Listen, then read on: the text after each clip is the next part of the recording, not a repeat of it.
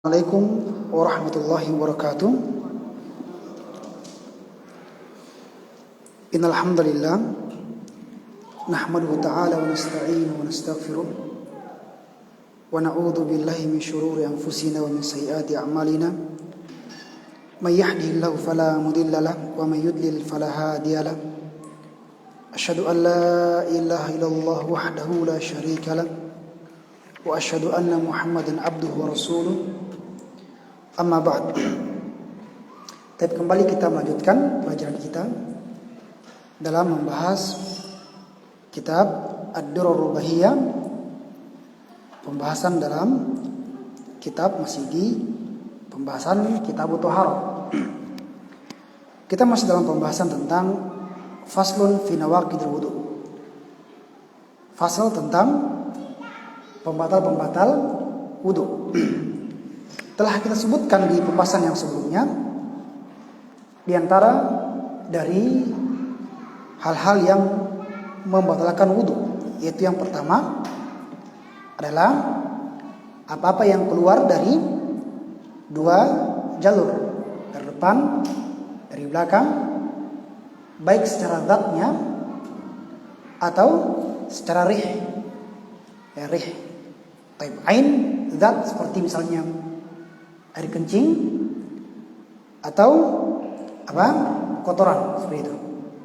Maka ini adalah hal-hal yang membatalkan wudu. Kemudian juga rih.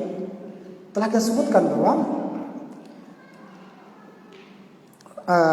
sebuah hadits dari Abu Hurairah tentang sabda Rasulullah SAW. Nabi katakan, la yaqbalullahu salata ahadikum idza ahdatha hatta yatawaddaa.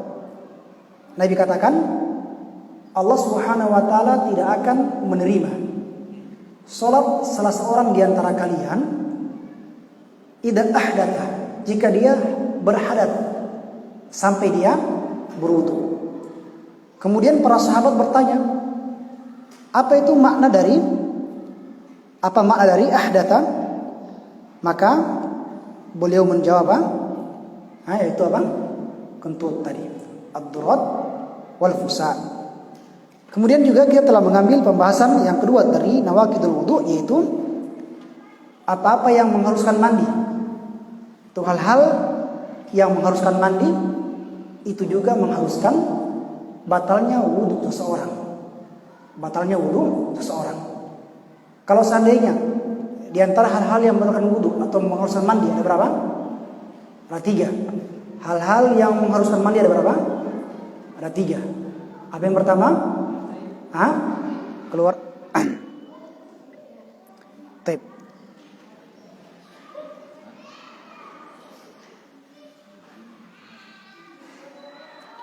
Tape ya.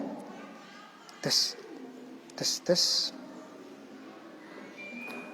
mic. Tape. Yang pertama ketika telah berhenti haid atau ketika seorang haid, misalnya dia tadinya sedang suci, baru selesai sholat, kemudian keluar darah haid, maka di sini batal wudunya. Demikian juga nifas, tadinya dia adalah seorang yang mengandung misalnya, barusan selesai sholat terus melahirkan, maka dengan sebab ini keluar darah nifas. Ketika keluar darah nifas seperti ini, maka batal wudunya. Demikian juga di antara hal-hal yang mengharuskan mandi adalah keluarnya mani. Bagaimanapun caranya itu, ya kan? Apakah dengan ini, dengan itu, ya kan? Kapan keluar mani, maka batal wudunya. Demikian juga hal-hal yang mengharuskan mandi, yaitu murtad. Kapan seseorang keluar dari Islam, maka itu membatalkan wudunya. Kemudian juga yang berikutnya, di antara hal yang membatalkan wudu yang berikutnya adalah tidur dalam keadaan berbaring. Ya kan? Ini menurut penulis. Tidur dalam keadaan berbaring itu dapat membatalkan wudu. Beliau berdalil dengan hadits dari Abdullah bin Abbas radhiyallahu anhu, Rasulullah sallallahu alaihi wasallam bersabda, "Innamal wudu'u ala man nama muttaji'a." Hanyalah wudu itu diwajibkan bagi siapa yang tidur dalam keadaan berbaring. Artinya kapan dia tidur berbaring, maka batal wudunya. Maka batal apa? Wudunya. Akan tapi di pembahasan yang sebelumnya telah kita sebutkan bahwa hadits yang dibawakan oleh Al-Imam Asy-Syaukani ini tentang batalnya wudu disebabkan tidur berbaring, ini adalah hadits yang lemah. Hadits yang tidak bisa dipakai untuk berdalil. Tetapi yang benarnya bahwa tidur apa saja, yang penting dia nyenyak. Kapan tidurnya nyenyak, maka itu membatalkan wudu. Bagaimanapun posisinya, tidurnya berbaring, tidurnya duduk, atau tidurnya dalam keadaan sujud. Kapan tidurnya nyenyak, ya kan? Tidak merasakan gangguan dari orang-orang yang di sampingnya. Bunyi sudah, ada suara-suaranya, ya kan? Maka di sini apa? Batal wudunya. Kemudian hal yang berikutnya yang disebutkan oleh Al-Imam Asy-Syaukani tentang hal-hal yang membatalkan wudu adalah makan daging unta. Makan daging unta itu merupakan sebab dari sebab-sebab batalnya wudu seseorang. Makan daging unta itu merupakan sebab dari sebab-sebab batalnya wudu seseorang. Jadi kalau misalnya Allah Subhanahu wa taala mudahkan kita untuk belajar atau untuk umroh nantinya, untuk haji nantinya, ya kan? Kemudian buka puasa misalnya, ya kan? Makan daging unta, ya? Pas mau sholat, wah ternyata daging unta tadi, batal wudu, ya kan? Batal wudunya kita. Makan daging unta juga merupakan hal yang membatalkan wudu. Pertanyaan, kalau seandainya susu unta, apakah itu juga membatalkan wudu? Jawabannya apa? Tidak membatalkan wudu. Kenapa? Karena yang menjadi pembatal wudu itu adalah daging untanya. Adapun susu unta itu tidak membatalkan wudu. Hal ini seperti hadits dari Jabir bin Samurah radhiyallahu anhu dalam Sahih Muslim. Beliau katakan, anna rajulan sa'ala Rasulullah sallallahu alaihi wasallam, "Atawaddau min luhumil ibil?" Apakah saya harus berwudu disebabkan makan daging unta? Nabi bilang apa? Qala na'am, iya. Kemudian laki ini kembali bertanya, bagaimana kalau saya makan daging kambing? Apakah wajib bagi saya untuk berwudu? Nabi bilang apa? Nabi katakan bahwa ini syi'ta, kalau kamu mau berwudu, kalau tidak usah. Artinya apa? Makan daging unta saja yang membatalkan wudu. Adapun makan daging kambing tidak membatalkan wudu. Demikian juga makan daging sapi, makan coto misalnya, kan? Ini juga tidak membatalkan wudu, karena yang membatalkan wudu hanya makan daging unta. Kemudian yang berikutnya, beliau katakan wa qawlu wal qai'i wa nahwihi, juga di antara hal-hal yang membatalkan wudu menurut penulis Imam Asy-Syaukani rahimahullah taala. Beliau katakan di antara hal-hal yang membatalkan wudu berikutnya adalah muntah. Adalah apa? Adalah muntah atau yang sejenisnya, seperti misalnya seseorang mimisan keluar darah dari hidungnya, atau dia keluarkan makanan-makanan tadi yang dia muntah, ya kan? Maka ini menurut penulis ini juga membatalkan wudu. Beliau berdalil dengan hadits dari Aisyah radhiyallahu anha. Beliau katakan, man asabahu qai'un aw ru'afun aw qalasun aw madyun falyansarif falyatawadda thumma liyabni ala salatihi. Beliau katakan, barang siapa yang ditimpa koi, ya, muntah, ya kan? Yang ditimpa koi itu dia muntah, au afun, atau keluar apa tadi? Darah dari hidungnya, mimisan. Taib au qolasun, qolasun juga sama maknanya, juga bermakna muntah, ya, mengeluarkan makanan atau minuman yang tadi kita makan, muntah juga. Au madyun, atau keluar madi. Kita sudah jelaskan tentang definisi dari madi. Madi ini cairan yang lengket, bening, yang biasanya keluar ketika seseorang melakukan pendahuluan ketika akan berhubungan, atau ketika dia bercumbu dengan istrinya, atau hal-hal yang lainnya. Maka ketika keluar madi, batal juga wudunya. Falyansharif, maka hendaknya dia berpaling dari sholatnya. Dia berpaling dari sholatnya. Tsumma liyabni ala sholatihi, falyatawadda tsumma liyabni ala sholatihi. Kemudian dia berwudu dan dia kembali mendirikan sholatnya. Jadi perhatikan di sini, beliau katakan bahwa apa? Beliau membawakan hadits tentang apa? Muntah, apalagi ru'af, mimisan, itu membatalkan wudu. Dari mana dalilnya? Dari perkataan Nabi, falyansharif, hendaknya dia berpaling dari sholatnya, ya kan? Keluar dari sholatnya. Artinya apa? Menurut penulis, artinya apa? Batal wudunya. Akan tapi, masya Allah, hadits ini juga adalah hadits yang lemah. Hadits yang lemah. Makanya kita perhatikan kenapa ada perselisihan di antara para ulama. Yang satu bilang najis, misalnya, yang satu bilang suci, yang satu bilang batal, yang lainnya bilang apa? Tidak. Kenapa seperti itu? Tadi, dari bagaimana mereka melihat haditsnya, ya kan? Kalau yang dia lihat haditsnya menurut dia adalah hadits yang sahih, maka dia benarkan. Gitu.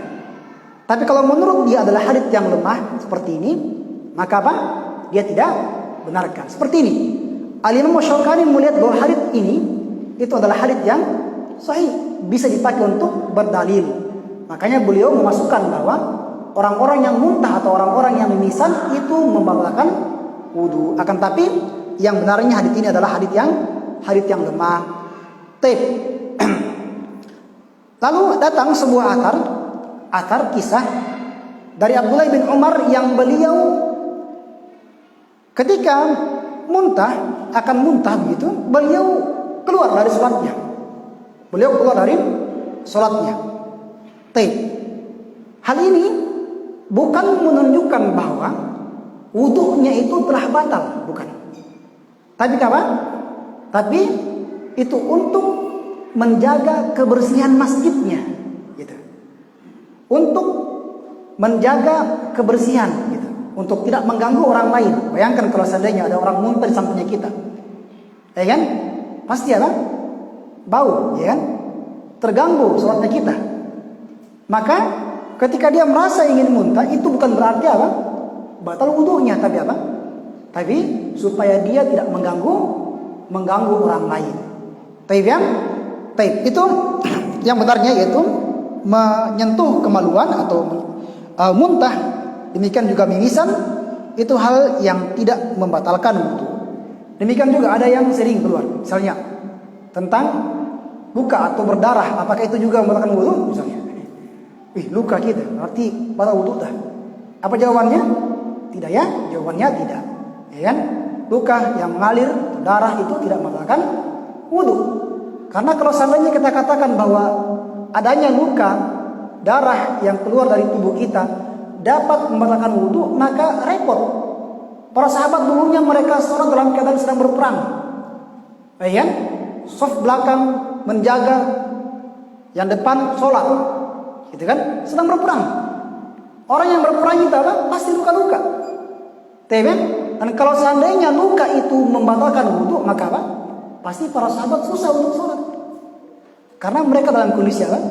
Luka-luka. Ini saya sering dengar, ya, Masya Allah. Dulu ada yang bilangnya bahwa luka itu atau darah yang keluar dari tubuh kita itu membatalkan wudu. Yang benarnya apa?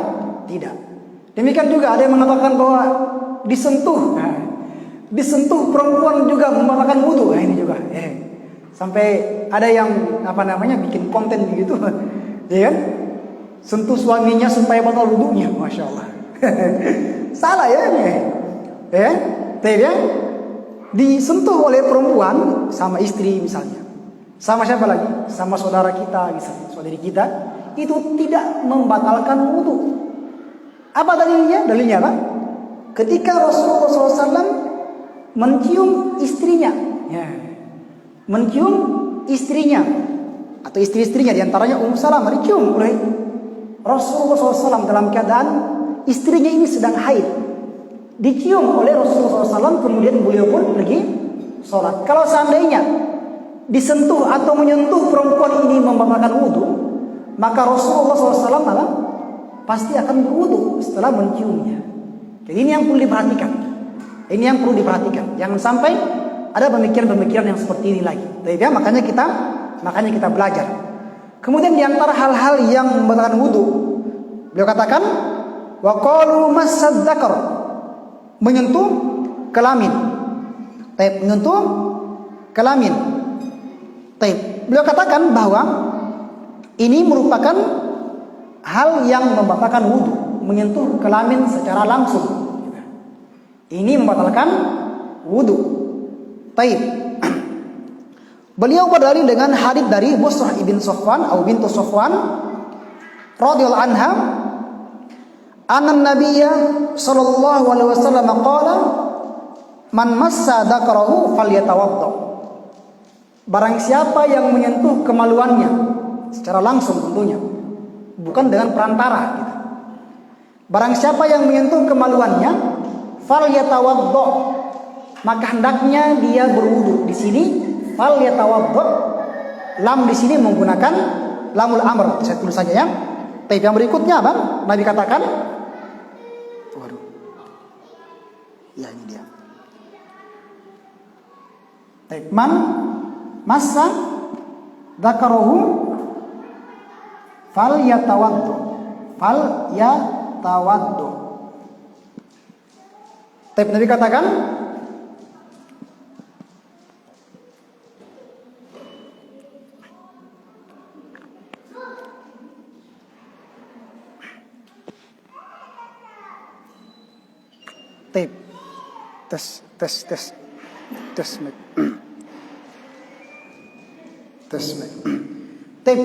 lam yang ada di sini itu lam untuk memberikan makna perintah.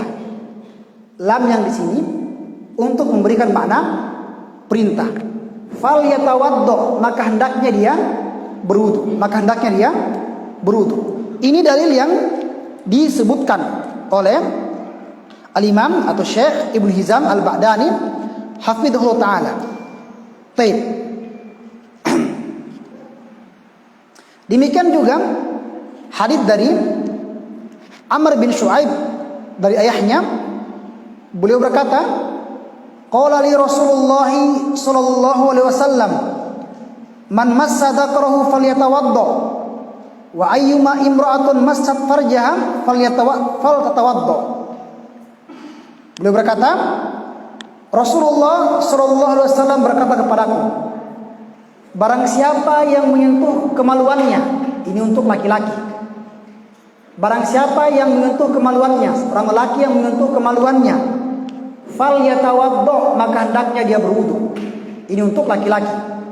Yang perempuan, Nabi katakan juga untuk yang perempuan, wa ayyuma imra'atun massat farjaha faltatawadda.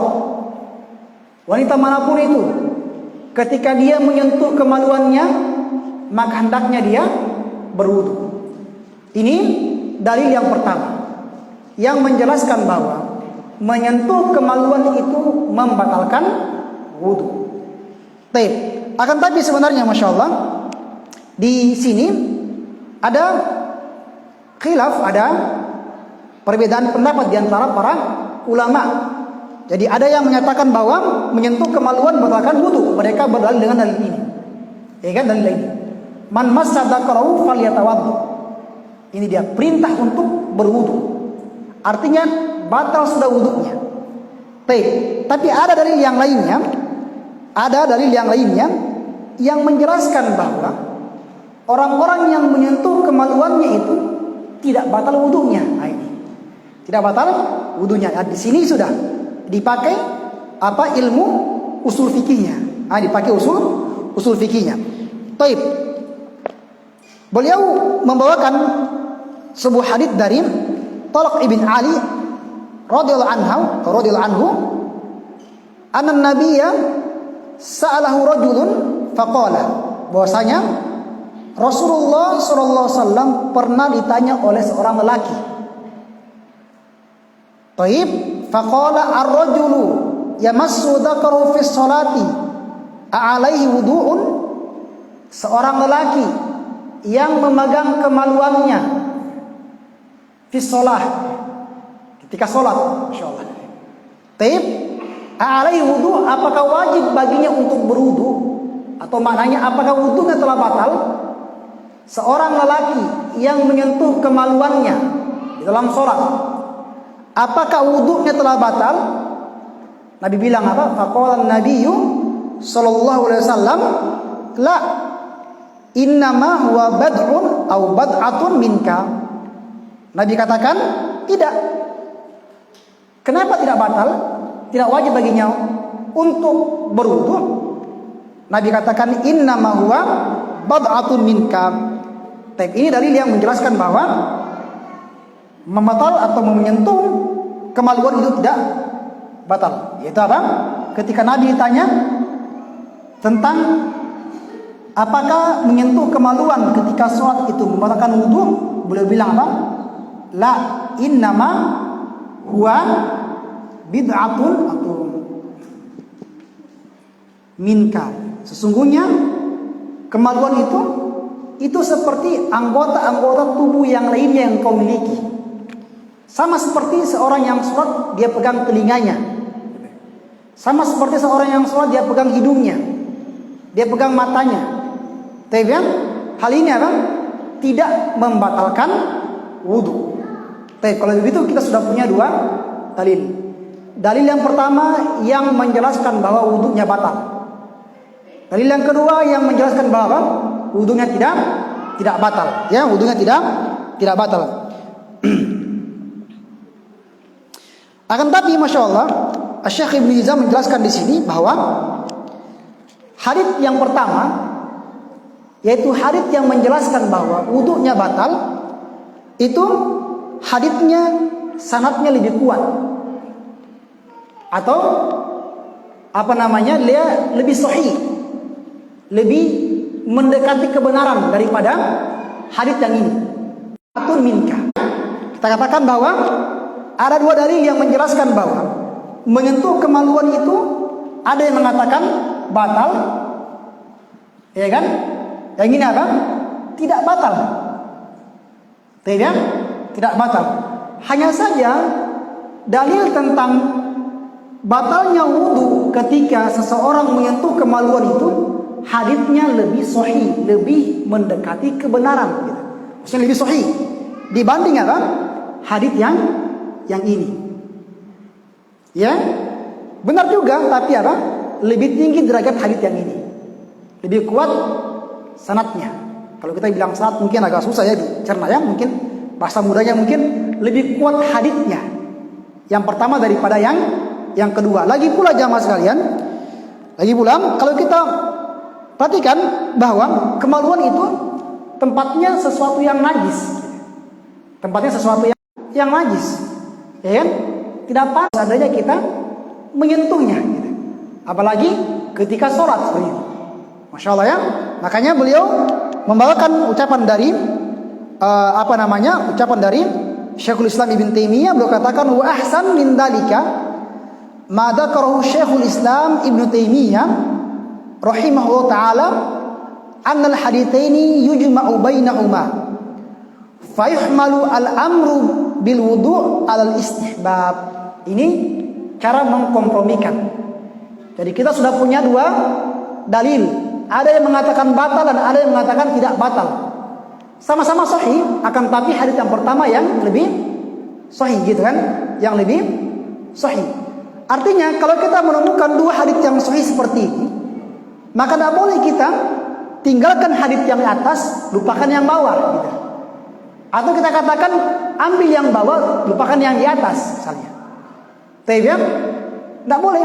Tapi bagaimana caranya ketika kita menemukan ta'arud seperti ini? Ta'arud itu artinya pertentangan seperti ini, ada yang mengatakan batal dan ada yang mengatakan tidak batal. Maka jalan yang terbaiknya adalah dikompromikan. Karena asal kaidah ketika kita menemukan hadits-hadits yang saling bertentangan, maka cara yang pertama adalah kita kompromikan dulu.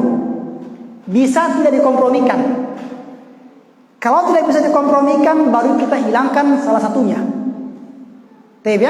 Baru kita hilangkan salah satunya. Sekarang di hadits ini bisa kita kompromikan, yaitu kita katakan bahwa anal haditsaini yujma'u bainahuma. Dua hadits ini itu dikompromikan di antara keduanya. Tidak boleh ada di antara keduanya yang dihilangkan. Karena sama-sama sahih. Fayuhmalu al-amru bil wudu' alal istihbab. Kalau begitu, kita arahkan perintah untuk berwudu di sini. Kita arahkan perintahnya itu bermakna istihbab, sunnah. Asalnya kan kalau perintah bermakna apa? Wajib. Asalnya perintah itu bermakna wajib. Tapi di sini kalau kita katakan ini wajib, sementara ada hadits yang lain yang mengatakan bahwa apa? Inna minka. Kemudian anggota tubuh itu seperti anggota tubuh yang lainnya. Artinya apa? Ketika kita sentuh, maka tidak batal, sama seperti ketika kita menyentuh telinga kita, mata kita. Maka tidak bisa kita kompromikan atau tidak bisa kita menghapus yang ini, tinggalkan yang ini. Kita bilang batal, padahal ada hadits yang menjelaskan apa? Tidak batal. Kita bilang tidak batal, padahal ada hadits yang bilang apa? Batal. Maka bagaimana caranya? Dikompromikan.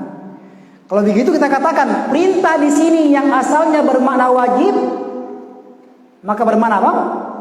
Sunnah. Kenapa? Karena ternyata ada hadits yang menjelaskan bahwa menyentuh kemaluan itu tidak membatalkan wudu.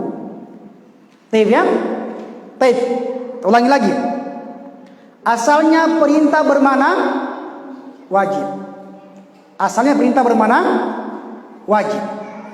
Hanya saja yang wajib ini bisa diarahkan ke makna mustahab, sunnah, kalau ada dalil seperti ini. Asalnya wajib, ternyata ada dalil yang menjelaskan bahwa menyentuh kemaluan itu sama seperti kita menyentuh anggota tubuh yang lainnya. Artinya apa? Tidak batal. Berarti perintah untuk berwudu bukan lagi bermakna wajib, tapi apa? Sunnah. Bermakna apa? Sunnah. Ini ucapan dari Syekhul Islam Ibn Taimiyah rahimahullah ta'ala. Kemudian beliau katakan wa yakunu massu dzakar laisa binaqidin innama yustahabbul wudu'u man massad dzakar. Kalau begitu menyentuh kemaluan itu bukan bagian dari hal-hal yang membatalkan wudu. Hanya saja beliau katakan disunnahkan untuk berwudu bagi orang-orang yang menyentuh kemaluannya. Ini juga pendapat ini adalah pendapat yang dipilih oleh Syekh Al-Imam Muhammad bin Shalih Al-Utsaimin rahimahullah taala. Rahimahullah taala. Itu tadi kita sudah mengambil pembahasan yang berikutnya tentang hal-hal yang membatalkan wudu, yaitu mas adzakar, menyentuh kemaluan. Menurut penulis Al-Imam Syaukani, batal tidak wudunya? Batal. Beliau berdalil dengan apa? Hadits ketika Rasulullah SAW memerintah untuk berwudu. Tapi ternyata ada dalil yang lain yang menjelaskan bahwa orang yang menyentuh kemaluannya itu sama seperti orang yang menyentuh anggota tubuh yang lainnya, tidak batal. Maka perintah di sini yang asalnya wajib diarahkan ke mana apa? Sunnah, mustahab. Paham di sini ya? Taib. Jadi apa? Mustahab.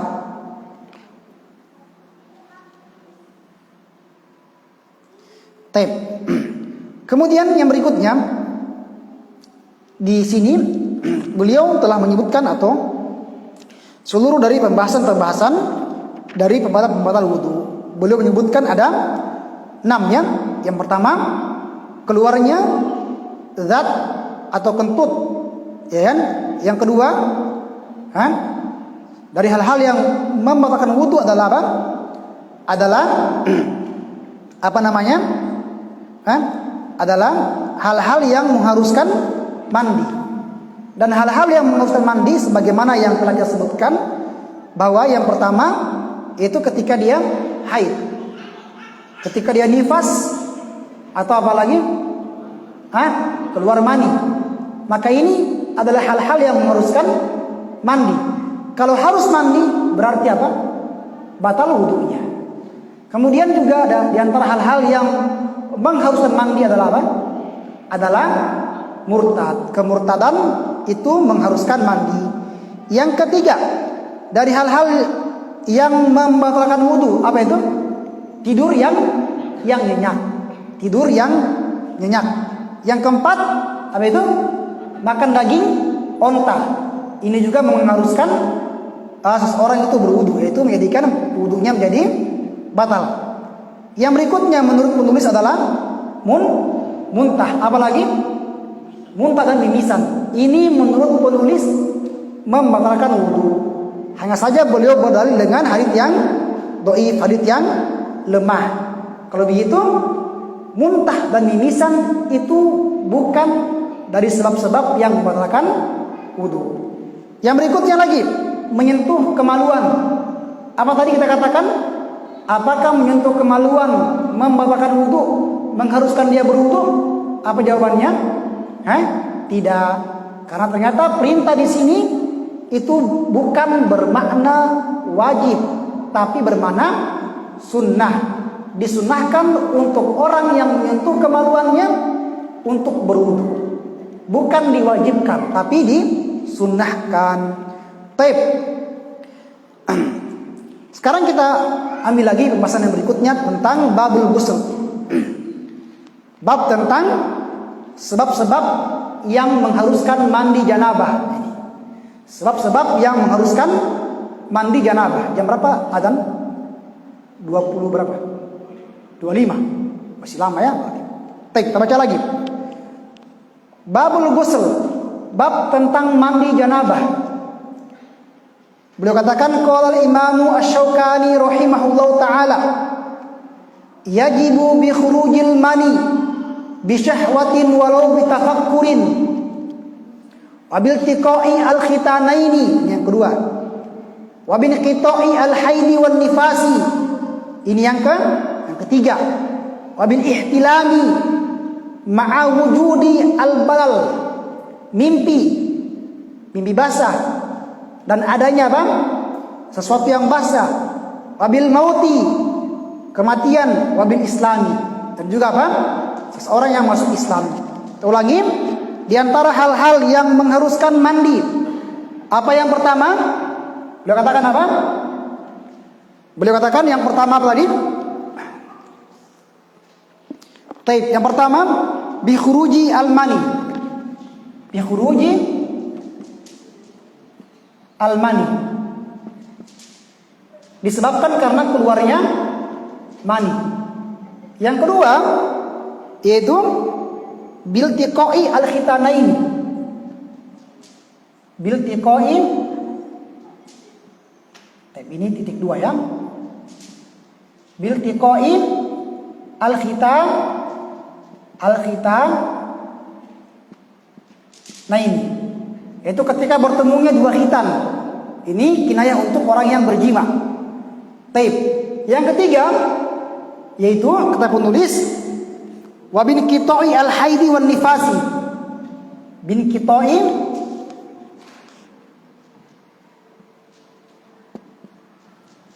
al-haid wan nifas. Taib. Yang keempat, di antara hal-hal yang mengharuskan mandi, al-ihtilam. Al-ihtilam. Mimpi basah. Mimpi basah. Dan yang kelima yaitu bil maut. Orang yang meninggal itu apa? Harus dimandikan. Dan yang keenam, yang terakhir adalah bil Islam. Orang ketika dia masuk Islam. Ketika dia masuk Islam. Ini semua adalah hal-hal yang mengharuskan mandi. Hal-hal yang mengharuskan mandi. Beliau katakan, yajibu bi khurujil mani. Wajib untuk mandi disebabkan keluarnya mani. Disebabkan keluarnya mani. Tapi perhatikan, Masya Allah, penulis mengatakan bi khurujil mani bi syahwatin. Keluarnya mani ini disebabkan syahwat. Ya kan? Keluarnya mani disebabkan syahwat.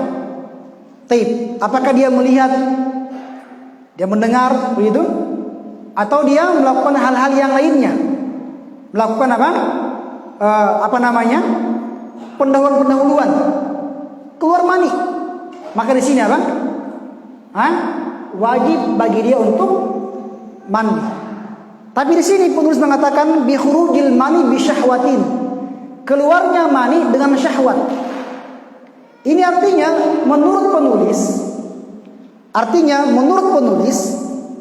ya, orang yang keluar mani disebabkan bukan karena syahwat, seperti misalnya sakit, terlalu capek, kelelahan, biasanya apa? Keluar mani. Makanya teman yang cerita ya, dulu waktu pondok Baju Rupa itu dibangun, sering kerja bakti kita kan, kerja bakti, ya kan? Dia bilangnya hampir tiap malam katanya dia mandi janabah. Tadi ya, memang capek, lelah itu bisa mengeluarkan apa? Mani. Dan ini bukan apa? Bukan disebabkan syahwat. Kalau menurut penulis, yang seperti ini tidak diwajibkan apa? Mandi. Karena beliau bilang apa? Bi khurujil mani bi syahwatin. Keluarnya mani disebabkan apa? Syahwat. Artinya kalau ada yang keluar mani karena sakit, karena capek, karena lelah, itu tidak membatalkan wudu, tidak mengharuskan mandi. Tapi yang benarnya bahwa keluarnya mani itu mengharuskan seseorang untuk mandi janabah. Apakah disebabkan syahwat atau tanpa syahwat? Ya kan? Sakitkah dia? Terlalu kecapean dia? Begadang malam kerja bakti, ya kan? Besok paginya kerja lagi, begitu. Kecapean, keluar mani. Ini mungkin bukan dengan syahwat, tapi keluar mani. Maka ini apa? Yang benarnya tetap wajib untuk dia mandi. Kenapa? Karena Rasulullah SAW bersabda dari sahabat Abu Sa'id Al-Khudri, Rasulullah SAW berkata, al-ma'u minal ma'i. Maksudnya ini air itu dari air. Maksudnya apa? Sebab adanya air untuk mandi janabah itu disebabkan karena adanya air mani. Ini hadits yang sahih dari Abu Sa'id Al-Khudri radhiyallahu anhu. Dia katakan apa? Al-ma'u minal ma'i. Air itu disebabkan karena adanya air. Maksudnya air yang digunakan untuk mandi janabah itu disebabkan karena adanya air dari mani. Berarti kalau seandainya seseorang keluar maninya, apakah dengan syahwat atau tanpa syahwat, apakah dengan tafakkur berpikir atau dengan cara melihat dan yang lainnya, keluar maninya, maka di sini apa? Wajib bagi dia untuk apa? Untuk mandi. Ini sebab yang pertama dari sebab-sebab yang mengharuskan seseorang untuk mandi, yaitu apa? Keluarnya mani. Kemudian yang berikutnya beliau berkata wabil tiqai al-khitanaini, yaitu ketika ketemunya dua khitan. Ketemunya dua khitan. Hal ini bertemunya dua khitan itu kinayah untuk orang yang melakukan jima. Orang yang melakukan jima. Taib. Yang seperti ini maka wajib bagi dia untuk mandi janabah juga. Untuk mandi janabah. Taib. Apakah tadi khitannya tadi masuk secara keseluruhan, taib, atau hanya sebagiannya saja? Taib ya? Atau hanya masuk secara keseluruhan, atau hanya sebagiannya saja? Karena perhatikan ya, Masya Allah, banyak pembahasan fikih yang dia itu berkaitan dengan bertemunya dua khitan ini. Bertemunya dua khitan ini. Banyak ya pembahasan fikih tentang ini, diantaranya tentang warisan nantinya, tentang mahar nantinya. Ya kan? Ada orang yang belum menyentuh misalnya istrinya. Ya kan? Belum menyentuh istrinya. Kemudian dia lihat, ini kayaknya mertuaku lebih cantik daripada istriku. misalnya. Dia ceraikan istrinya. Dia menikah sama mertuanya. Ini bisa selama dia belum belum dukhul. Jadi pembahasan tentang masuknya khitan kepada khitan yang lainnya, dari sini itu bercabang pembahasan fikih yang lainnya gitu. Pembahasan mahar, pembahasan warisan, sampai pembahasan pernikahan lagi gitu. Tapi makanya tadi bertemunya dua khitan ini itu merupakan perkara besar gitu. Ketika masuk maka di situ terikat dengan hukum-hukum yang lainnya. Taib itu yang pertama. Kemudian yang berikutnya tentang dalil yang menjelaskan bahwa wajibnya seseorang untuk mandi ketika dia berjima itu adalah hadits dari Abu Hurairah radhiyallahu anhu. Dari Abu Hurairah radhiyallahu anhu diriwayatkan oleh Imam Bukhari dan juga Imam Muslim. Kalau Imam Bukhari yang riwayatkan, Imam Muslim yang riwayatkan, berarti kita dengar. Kenapa? Karena hadits yang ada pada Sahih Bukhari, pada Sahih Muslim itu adalah hadits yang sahih. Bahkan kitab Sahih Bukhari dan kitab Sahih Muslim itu merupakan kitab tersahih setelah Al-Quran. Kitab tersahih setelah Al-Quran. Makanya kita harus atau kita bisa pakai berdalil dengan hadits-haditsnya.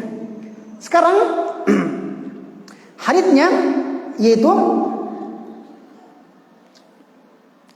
Rasulullah sallallahu alaihi wasallam bersabda, "Idza jalasa ar-rajulu baina syu'abihi al-arba' thumma jahadaha faqad wajaba al-ghusl."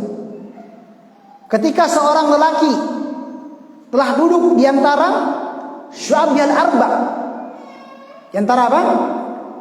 Anggota tubuh yang 4. Ini kinayah juga untuk orang yang berjima. Untuk orang yang berjima. Thumma jahadaha, kemudian dia bersungguh-sungguh di situ. Faqad wajaba al-ghusl. Maka di sini telah wajib baginya untuk apa? Al-ghusl. Mandi. Keluar atau tidak maninya? Ya kan? Keluar maninya wajib mandi. Tidak keluar maninya tetap wajib mandi. Kenapa? Karena telah bertemu dua khitan tadi. Telah bertemu dua khitan. Walaupun sebenarnya ada yang mengatakan bahwa kalau tidak keluar maka tidak wajib mandi, gitu kan? Tapi yang benarnya apa? Keluar atau tidaknya mani ketika telah bertemu, maka di sini apa? Wajib baginya untuk mandi. Wajib baginya untuk mandi janabah. Taib ya? Taib. Kalau seandainya ada khilaf antara ini dan itu, ada yang mengatakan tidak wajib, ada yang mengatakan wajib, gitu. Maka di sini kita yang perlu kita perhatikan adalah apakah telah sampai kepada mereka dalil atau belum gitu. Karena para sahabat pun dahulunya mereka itu mengatakan kalau seandainya mani tidak keluar, sudah bertemu dua khitan dan mani tidak keluar, mani dari laki tidak keluar, maka tidak wajib mandi. Dahulunya seperti itu, para sahabat beranggapan seperti itu, berpendapat seperti itu. Akan tapi ketika telah datang dalil pada mereka bahwa masuk, keluar atau tidak keluar, ketika ketemu dua khitan maka telah wajib mandi, maka mereka pun berpendapat bahwa yang penting ketemu dua khitan maka sudah wajib mandi. Ya, wajib apa? Wajib mandi. Baik, ini diantara hal-hal yang mengharuskan mandi. Apa tadi yang pertama? Keluarnya mani disebabkan syahwat ataupun tanpa syahwat, gitu. Walau kita takurin, walaupun dia hanya sekedar berpikir, gitu. Walaupun jarangnya ada orang yang berpikir, gitu kan, menghayal tiba-tiba keluar maninya, ya kan? Kalaupun ada yang seperti ini disebabkan karena dia berpikir, dia menghayal terus keluar maninya, maka di sini apa? Maka di sini wajib bagi dia untuk mandi. Apa tadi yang kedua? Apa tadi yang kedua? Bertemunya dua khitan. Ketika telah bertemu dua khitan, maka wajib baginya untuk mandi. Keluar atau tidak keluar maninya, tetap wajib apa? Mandi. Tetap wajib untuk mandi. Sebenarnya pembahasan sebenarnya tentang hal ini, akan tapi waktu sudah waktu terbatas ya. Nanti insya Allah kita akan ambil lagi di pembahasan yang berikutnya tentang hal-hal yang menguruskan mandi. Kemudian setelah itu kita akan mengambil pembahasan tentang tata cara atau kaifiyah mandi janabah. Ini yang penting juga, tentang kaifiyah mandi janabah. Tapi ya, semoga apa yang kita dengarkan pada malam hari ini bisa bermanfaat bagi diri kami pribadi dan jamaah sekalian. Kemudian ada hal penting ya, kenapa kita harus membaca buku-buku yang seperti ini jamaah sekalian, buku-buku fikih seperti ini. Itu dulu kita waktu belajar, kadang masya Allah ada orang-orang yang sholat itu dia itu seperti tidak punya himmah, tidak punya semangat dalam sholat. Syekh Abdullah itu memberikan contoh, ada orang yang sholat itu kan kayak tiada lagi semangat hidupnya. Cuma gini, Allah, ya kan? Allah, tapi kayak tidak ada lagi semangat hidupnya. Ya, tidak ada lagi semangatnya untuk beribadah. Padahal tadi mengangkat tangan itu minimal sampai sini, sejajar dengan apa? Bahu, atau sampai ke telinga. Tapi Allah, kurang semangat dalam beribadah. Ya, tidak ada himmahnya, semangat dalam belajar, dalam beribadah. Makanya kita membaca buku-buku yang seperti ini supaya apa? Supaya bangkit lagi semangat kita untuk beribadah dengan cara yang benar tadi. Karena terkadang sebab-sebab diantara menjadikan seseorang itu malas belajar, malas beribadah, tidak semangat dalam beribadah, mereka itu tidak mengerti tentang ilmu-ilmunya, tidak paham tentang ilmu-ilmunya, tidak paham tentang keutamaan-keutamaannya. Kalau paham tentang ilmunya, paham tentang keutamaannya, tentang hukumnya, pasti semangat, gitu. Pasti apa? Semangat. Makanya dulunya kita di sini, kita cuma sekali sekali belajar seperti ini, itu untuk apa? Untuk kebaikan kita di dunia dan juga apa? Di akhirat nantinya. Tayyib, subhanallahi wa bihamdihi, asyhadu an la ilaha illa anta, astaghfiruka wa atubu ilaik. Assalamualaikum warahmatullahi wabarakatuh.